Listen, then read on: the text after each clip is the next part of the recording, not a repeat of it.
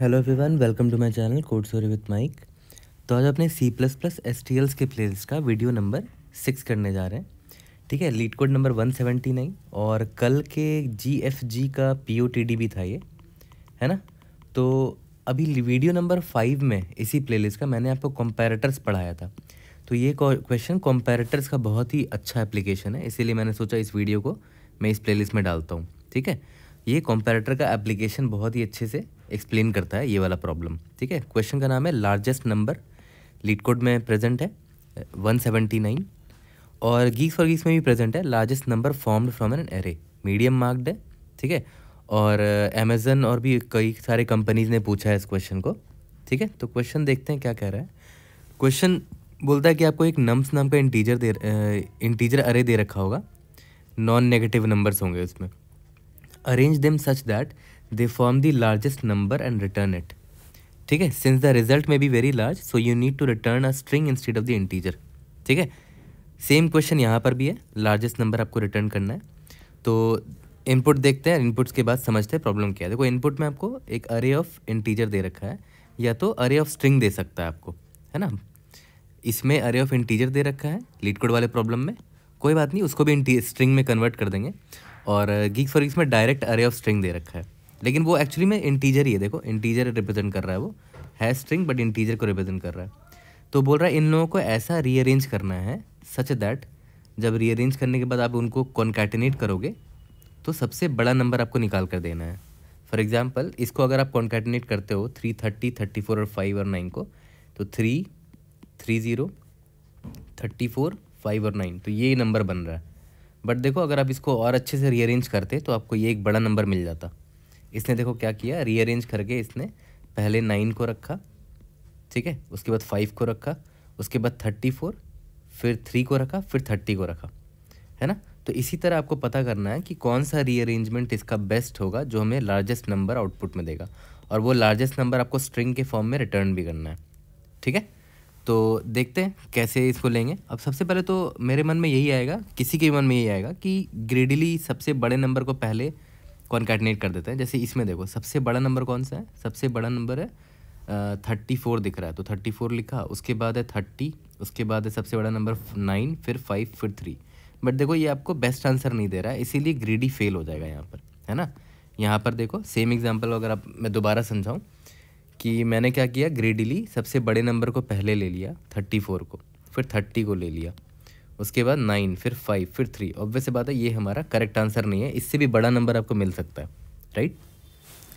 इसके बाद और आपके मन में क्या आ सकता है कि चलो कोई बात नहीं, जैसे यहाँ पर 30 और 34 है ना, तो इनके वंस टेंस, ये राइट लेफ्ट मोस्ट डिजिट को देखो, ये 3 है, ये भी 3 है ना। तो क्यों ना मैं उसको चुनूँ जिसका लेफ्ट मोस्ट डिजिट सबसे बड़ा है। तो जैसे ये देखो, इसका लेफ्ट मोस्ट डिजिट 9 है, इसका 5 है, इसका 3 है, इसका 3 है, इसका 3 है। तो सबसे पहले 9 को चुनेंगे क्योंकि उसका लेफ्ट मोस्ट डिजिट सबसे बड़ा है। देखते हैं इस अप्रोच से आंसर आता है कि नहीं। उसके बाद कौन कौन है, ये बचा, ये और ये। सबसे बड़ा लेफ्ट मोस्ट डिजिट किसका है, इसका है 5, है ना, तो 5 वाले नंबर को चुन लिया।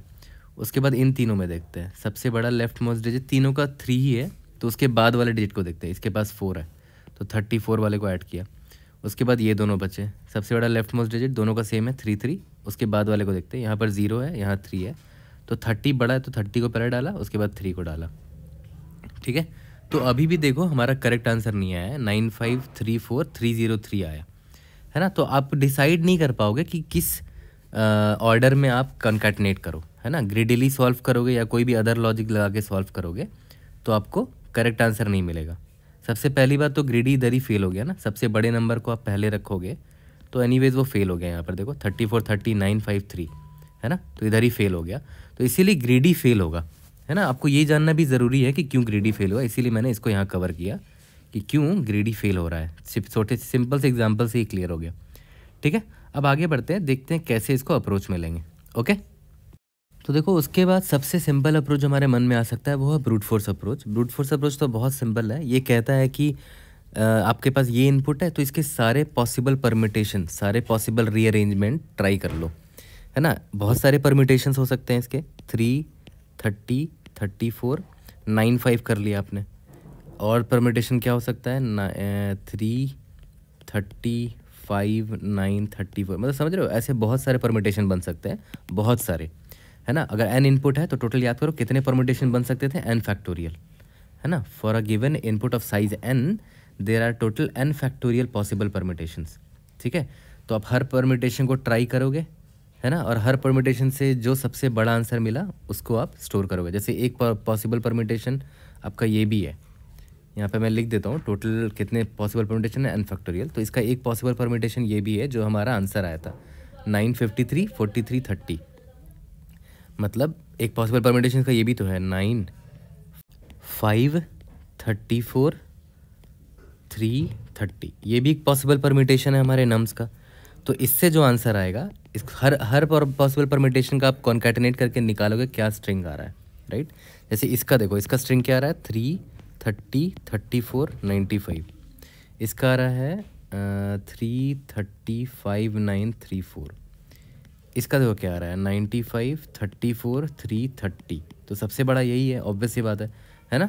तो एक तो सबसे पहली बात कि आपको पूरा पॉसिबल परम्यूटेशन निकालना पड़ेगा, जिसके लिए O1 n फैक्टोरियल लगेगा। उसके बाद आपको हर परम्यूटेशन को कॉन्कैटिनेट करना पड़ेगा, राइट, है ना। कॉन्कैटिनेट करने में खुद O(n) लगेगा, ठीक है। तो वर्स्ट केस बहुत बड़ा है इसका, n फैक्टोरियल इंटू n लग रहा है। अगर आप कॉन्कैटिनेशन की टाइम कॉम्प्लेक्सिटी को इग्नोर भी करते हो तो भी बहुत बड़ा है, n factorial is in itself a very big number.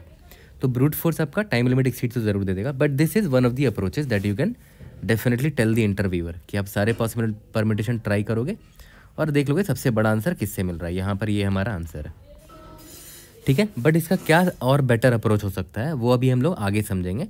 तो ब्रेक डाउन करते हैं पहले इस प्रॉब्लम को थोड़ा।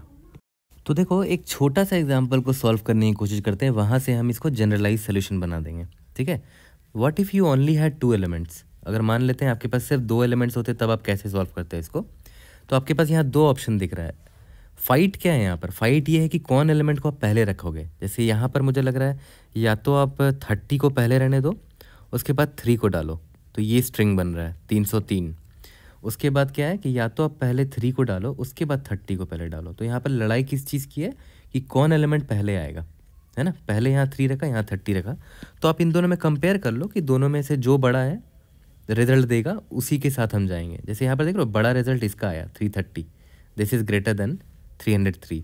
तो हमने क्या डिसाइड किया यहाँ से, हमने ये डिसाइड किया कि पहले 3 को रखेंगे, है ना, उसके बाद 30 को रखेंगे। ऐसा क्यों किया हमने, क्योंकि देखो इस ऑर्डर में अगर कॉन्कैटिनेट कर रहे हैं तो बड़ा रिजल्ट मिल रहा है, 3 and 30 मिल रहा है, 330 मिल रहा है ना। इस ऑर्डर में करते हैं तो गड़बड़ हो जाती, ठीक है। तो पहले कौन आया, पहले 3 आया, और हमने वो डिसीजन कैसे लिया, हमने 3 को 30 से कॉन्कैटिनेट किया और एक बार 30 को 3 से कॉन्कैटिनेट किया। दोनों में से जिसका बड़ा रिजल्ट आया, जैसे इसका बड़ा रिजल्ट आया था ना, तो हमने इस ऑर्डर में रखा रिजल्ट को, अपने नंबर्स को, पहले 3 उसके बाद 30, ठीक है। डिसीजन ऐसे लिया हमने, ठीक है। अब आगे बढ़ते हैं। अब मान के चलते हैं फ्यूचर में आपके पास एक और नंबर आता है और इसको भी आपको इस नम्स में डालना है ना। मान लेते हैं आपका नम्स अभी ये है, अब आपको इसको में डालना है। तो एक चीज़ तो आप 100% क्लियर हो ना कि 3 हमेशा 30 से पहले आएगा, ये तो आपने ऊपर डिसाइड कर लिया। बट आप 9 को कहाँ डालोगे, है ना। तो फिर आप यही करोगे, 9 के पास आओगे, 9 सबसे पहले 30 के पास आएगा। वो डिसाइड करेगा कि 30 को 9 से पहले रखना है तो 309 मिलेगा, या फिर 9 को 30 से पहले रखना है तो 930 मिलेगा। दोनों में से बड़ा कौन है, 930 है। इसका मतलब क्या हुआ कि 9 को डेफिनेटली 30 से पहले ही रखना पड़ेगा, ठीक है। तो एक पॉसिबिलिटी दिखा क्या, 3 यहाँ पर, 9 को रखना पड़ेगा 30 से पहले, ये तो गारंटीड हो गया, ठीक है। बट अभी ध्यान दो, हमने 9 को 30 से बात करवाया था, 9 को 3 से भी तो बात करवाना होगा, ठीक है। तो यहाँ 9 को मैं 3 से भी पूछूंगा कि 9 को बाद में रखूँ 3 के, तो 39 हो जाएगा, या फिर 9 को पहले रखो तो 93 हो जाएगा। बड़ा कौन है, 93 है। तो क्या होगा, 9 को हम पहले रखेंगे 3 से, तो इसको बाद में हम दोबारा इसको शफल करेंगे। 9 यहाँ पर हो जाएगा, 3 यहाँ पर हो जाएगा, 30 यहाँ पर हो जाएगा। और अब याद करो, 3 तो 30 से पहले रहेगा ही रहेगा, क्यों, क्योंकि हमने ये पहले ही डिसाइड कर लिया था, है ना, ऊपर। और यहाँ पर हमने अभी जस्ट डिसाइड किया कि 9 को 30 से पहले रहना पड़ेगा, क्योंकि 9 30 बड़ा नंबर था, और 9 को 3 से पहले रहना पड़ेगा क्योंकि 93 बड़ा नंबर था, है ना। तो अब आप एक चीज़ ध्यान दो, एक तरह का आप सॉर्टिंग ही कर रहे हो यहाँ पर, है ना, एक तरह का आप सॉर्टिंग ही कर रहे हो। और सॉर्ट करने का लॉजिक थोड़ा अलग है। सॉर्ट करने का लॉजिक आप क्या लगा याद करो, जब जब नॉर्मल सॉर्टिंग आप करते हो, जब आप नॉर्मल सॉर्टिंग करते हो तब तो बड़ा सिंपल होता है कि ऑलरेडी कोई सॉर्टेड अरे है, मान लेते हैं 2 3। अब आपके पास 1 आया तो अब 1 को आपने 3 से चेक किया तो पता चला कि नहीं 1 को 3 से पहले रखना पड़ेगा, तो आपने 1 को यहाँ रखा। फिर 1 को आपने 2 से चेक किया, फिर पता चला कि नहीं 1 को यहाँ रखना पड़ेगा। ठीक है, तो ये क्या कर रहे हैं, आप सॉर्टिंग ही तो कर रहे हो। बस यहाँ पर क्या है, ये नॉर्मल सॉर्टिंग में क्या होता था कि वैल्यू चेक करते थे 1 का 2 से, है ना। बट यहाँ पर वैल्यू चेक ना करके हमें सिर्फ वैल्यू चेक नहीं करना है, हमें दोनों को कॉन्कैटिनेट करके चेक करना है। जो भी नया एलिमेंट आ रहा है ना, जो भी नया एलिमेंट आ रहा है, मान लेते हैं वो ए है और ऑलरेडी प्रेजेंट जो मेरे पास अरे है बी और सी मान लेते हैं, तो मैं उससे उसका वैल्यू नहीं कंपेयर कर रहा, उन दोनों को कॉन्कैटिनेट करके देख रहा हूँ कि सी ए बेटर है या ए सी बेटर है ना। तो देखा है तो हम यहाँ कर कुछ नहीं रहे, हम यहाँ सॉर्टिंग तो कर रहे हैं, but the only problem is कि यहाँ पर सॉर्टिंग मेरे हिसाब से हो रहा, कस्टम सॉर्ट कर रहे हैं हम लोग यहाँ पर। ठीक है, मेरा अपना लॉजिक है सॉर्ट करने का, और वो लॉजिक क्या था, दोनों स्ट्रिंग को कॉन्कैटिनेट करो, जो रिजल्ट बड़ा दे रहा है हम उसके तरफ जाएंगे, है ना। मान लेते हैं ए सी है, ये मुझे बड़ा रिजल्ट दे रहा है तो ये ऑर्डर यही रहेगा। अगर ये छोटा रिजल्ट दे रहा होता तो इसको ऑर्डर चेंज कर देते हैं, सी ए पहले रखते हैं, सी को पहले रखते हैं, है ना।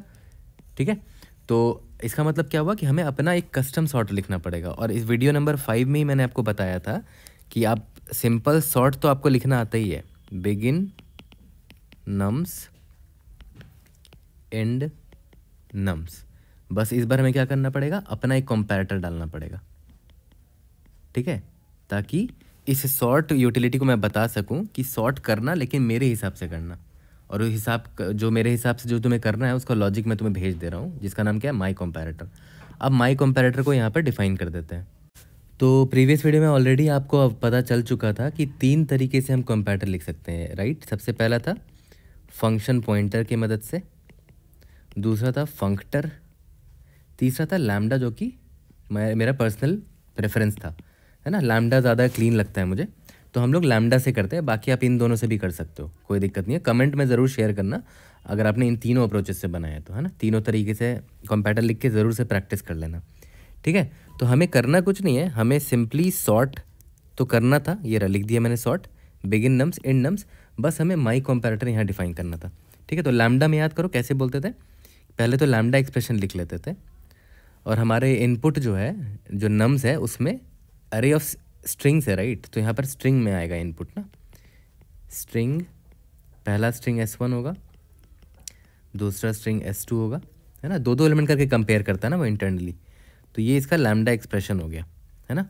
और यहाँ पर याद करो, अभी थोड़ी देर पहले मैंने आपको बताया कि अगर S1 plus S2 greater than आ गया S2 प्लस S1 से, ठीक है, तो मैं ट्रू भेज दूंगा। ट्रू भेजने से कंपाइलर क्या समझेगा कि S1 को पहले रखना है और S2 को पहले रखना है।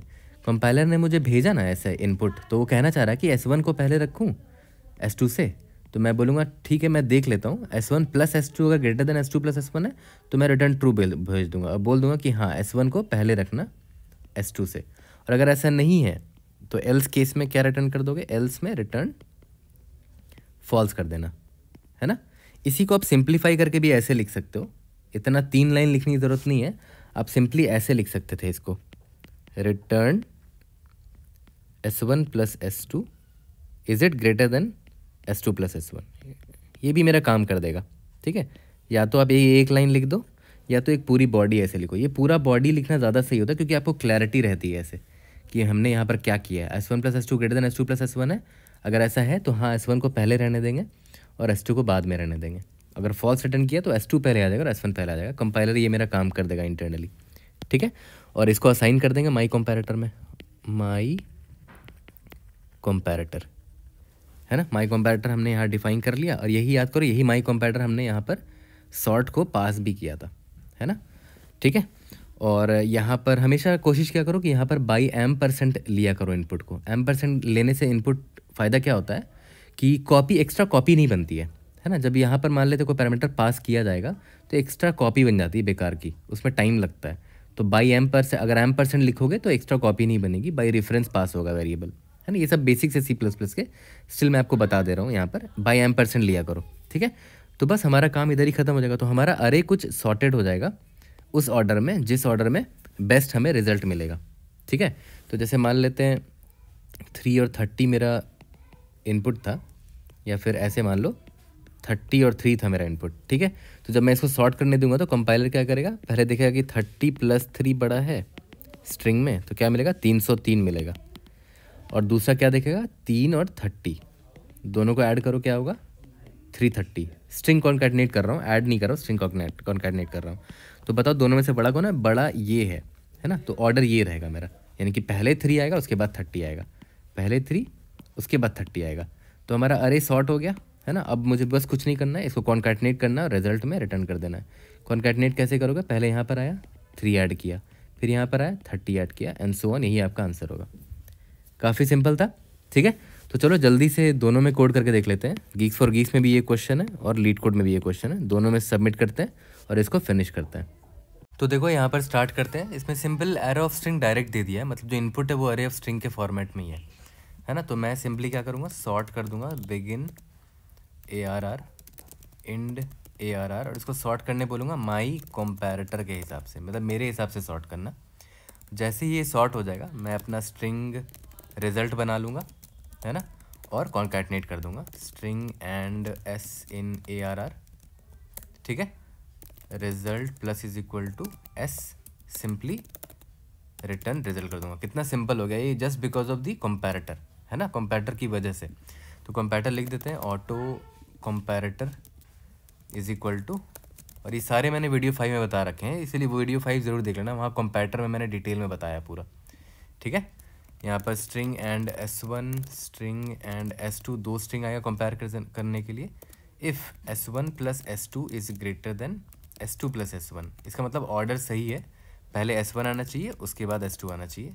अगर ऐसा नहीं है तो रिटर्न फॉल्स कर देना, ठीक है। और इसको बस आप ऐसे भी लिख सकते हो, इस पूरे लाइन को हटा के आप डायरेक्ट ऐसे लिख सकते थे, return S1 + S2 is it greater than S2 + S1, है ना। डायरेक्ट ऐसे भी कर सकते हो, कोई दिक्कत नहीं है, ठीक है। सबमिट करके देखते हैं, we should be able to pass all the test cases. Let's see sort में क्या गड़बड़ है।